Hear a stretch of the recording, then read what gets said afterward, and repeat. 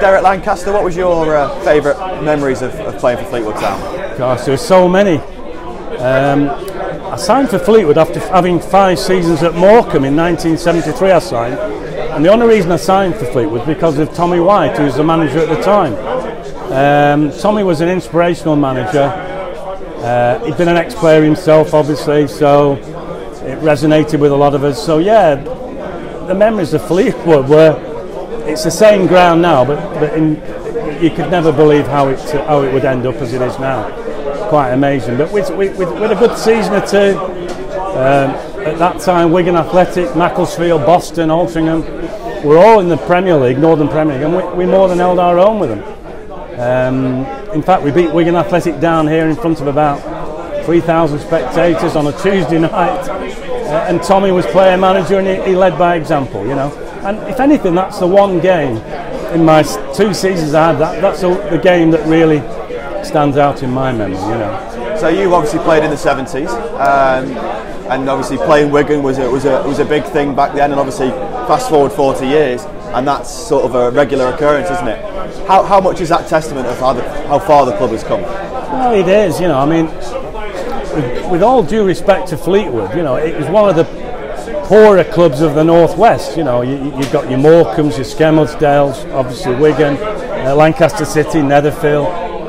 It was always a bit of a down-to-earth sort of fixture to play against Fleetwood. So it's quite amazing, you know. I mean, when I came against Scunthorpe the other week at the kind invitation of the club, it's exactly the same ground, playing surface, and you sort of remember where you scored a goal or where you laid a goal. It's exactly the same surface, but the surrounding facilities, including this at Poolfoot Farm, it's quite, you know, unbelievable really to see how far the club has come in that time.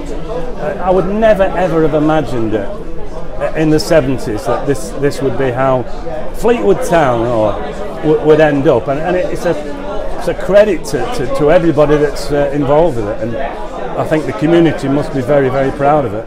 And you in your career, you played for Chelsea and Preston amongst others. But how much of a family club does this feel to you?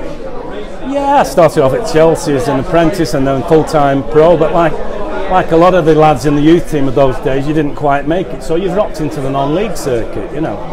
And as I said earlier, I had quite a few good seasons at Morecambe, which were the elite non-league club. But I think my 2 years at Fleetwood, my 2 seasons at Fleetwood, with every type of person you'd ever come across, with Sandy Brown, ex-Everton, Frank Haydock, that we had some great times. There's a real good banter about it, and that's mainly down to Tommy White, the manager at the time, who I still think the world of, and is here today. But yeah, the club is it's incredible. It's a fairy tale to see just how it's all worked out, you know.